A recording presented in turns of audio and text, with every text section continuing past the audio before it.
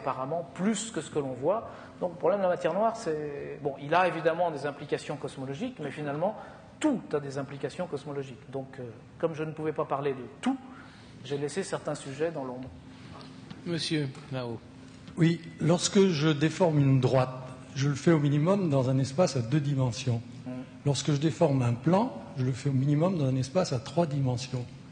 Si l'espace-temps est courbe, quelle est la nature de la dimension supplémentaire que je suppute exister? Est-ce que c'est une dimension d'espace ou est-ce que c'est une dimension de temps? Eh bien, la réponse est qu'il n'y a pas de dimension supplémentaire. C'est-à-dire qu'on peut concevoir un espace courbe sans qu'il soit considéré comme étant plongé, dit-on mathématiquement, dans un espace plus grand. Bon, cela dit, il y a un théorème mathématique qui dit que tout espace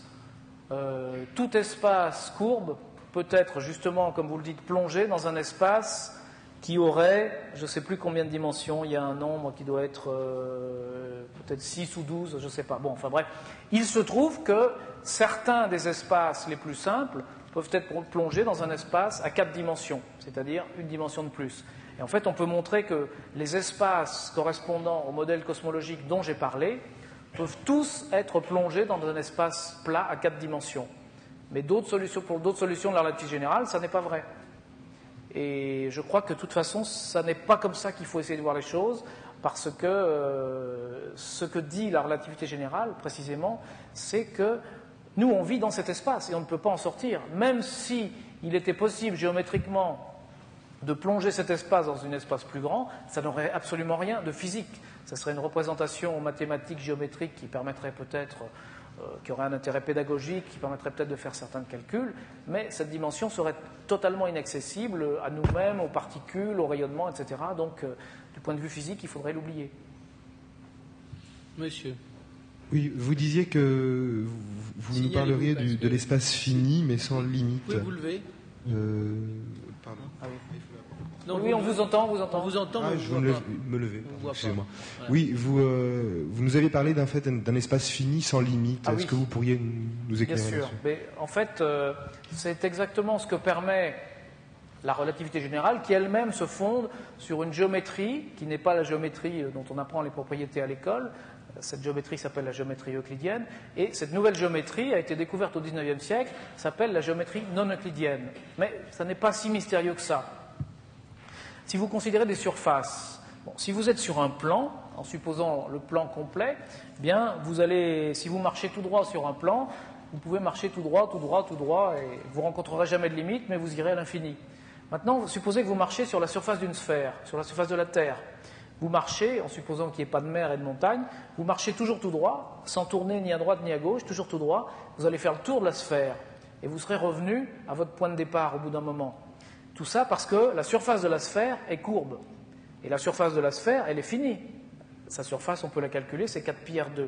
Mais elle n'a pas de limite. C'est-à-dire que vous pouvez marcher sur une sphère, jamais vous n'allez trouver le bord de la sphère.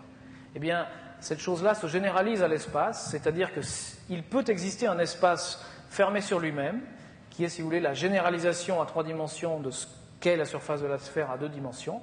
Et si on est dans un espace comme ça, ce qui est tout à fait possible, si vous prenez une fusée et que vous allez toujours tout droit, vous allez partir toujours plus droit, vous n'allez jamais revenir en arrière, eh bien, au bout d'un moment, vous aurez fait le tour de l'univers et vous allez revenir à votre point de départ. Et vous aurez parcouru la circonférence de l'univers. Et on pourrait mesurer le volume de l'univers, qui serait ce qu'on appelle une 3-sphère. Et c'est tout à fait possible qu'il soit fini. Et évidemment, je ne peux pas vous demander de le concevoir, parce que, comme disait monsieur, ce n'est pas quelque chose qu'on peut plonger à l'intérieur de notre espace à 3 dimensions dans lequel on a l'habitude de visualiser les objets géométriques, mais ça existe tout à fait mathématiquement, il n'y a aucun paradoxe là derrière, au contraire, c'est quelque chose de très satisfaisant. Ça veut dire, donc j'insiste, qu'on peut concevoir un univers, un espace qui soit tout à fait fini, c'est-à-dire de circonférence finie et calculable, de volume fini et calculable, qui contienne un nombre fini de galaxies, mais qui n'ait aucune frontière. Monsieur. Je voulais vous poser une question que j'ai déjà posée à un autre conférencier, mais c'est pas par perfidie, c'est parce que la question est la suivante.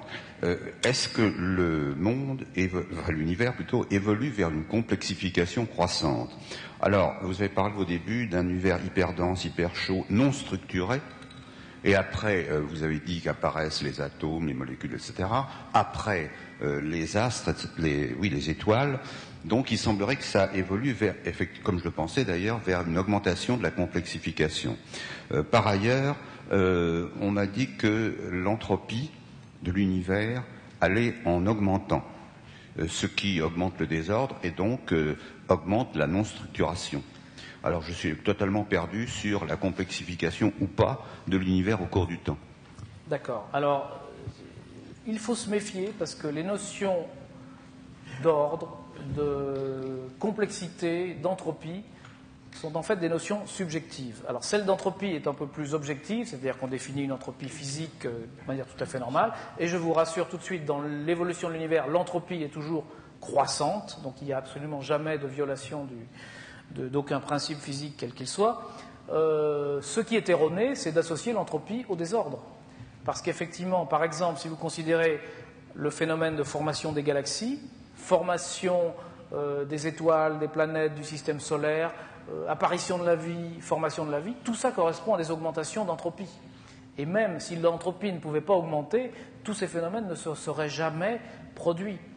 Donc la grosse erreur, mais qu'on voit reproduite partout, c'est de dire une augmentation de l'entropie, c'est une augmentation du désordre. C'est vrai assez souvent, mais c'est faux. Et de toute façon, c'est faux assez souvent aussi, de toute façon, la notion d'ordre et de désordre, je pense qu'elle est très subjective, et je ne sais plus qui avait donné une suite d'exemples tout à fait frappante, où il prend des couples de situations physiques et il montre que selon certains critères, on va dire c'est A qui est beaucoup plus ordonné que B, et selon d'autres, on dit c'est B qui est beaucoup plus ordonné que A. Donc finalement, tout dépend de la manière dont vous rangez vos affaires finalement. Pardon ? Bon. Où est Excuse, je n'entends pas. Il y a un micro là, où est l'autre Oui, je l'ai. Oui. Alors l'autre, d'abord monsieur en haut, et puis ensuite au milieu. Bonsoir. Ensuite on descendra. Vous avez parlé à la fin de votre exposé de, disons, la non-possibilité de faire vivre ensemble la physique quantique et la gravitation. Donc d'où l'idée d'une super théorie.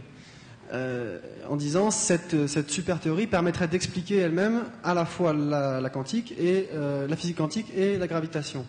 Mais cette super théorie devrait-elle elle-même s'expliquer par elle-même, ou alors il y aura encore une super théorie et ensuite une super théorie, etc. Oui, c'est une très bonne question. Il est absolument certain qu'on n'arrivera jamais à une théorie qui explique tout.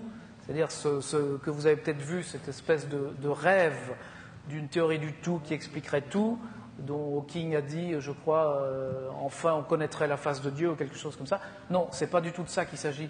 C'est simplement d'une théorie qui nous permettrait de décrire et de prédire les phénomènes de la même manière qu'aujourd'hui on les prédit par la physique quantique, mais simplement d'arriver de quitter cette situation qu'on a aujourd'hui. On est obligé de diviser tout en deux. C'est-à-dire, on considère ce qui se passe à l'échelle microscopique et on applique la physique quantique, et heureusement la gravitation n'intervient pas, donc on peut oublier la relativité générale. En astronomie et en astrophysique, au contraire, la gravitation intervient, mais il n'y a pas de phénomène quantique. Heureusement, ils n'ont pas l'air d'avoir trop d'influence, donc on les oublie. Mais on aimerait bien avoir une seule théorie, ça serait plus satisfaisant. Peut-être qu'on n'y arrivera jamais, j'en sais rien, mais si on y arrive, ça ne sera pas non plus, je pense, l'explication de tout.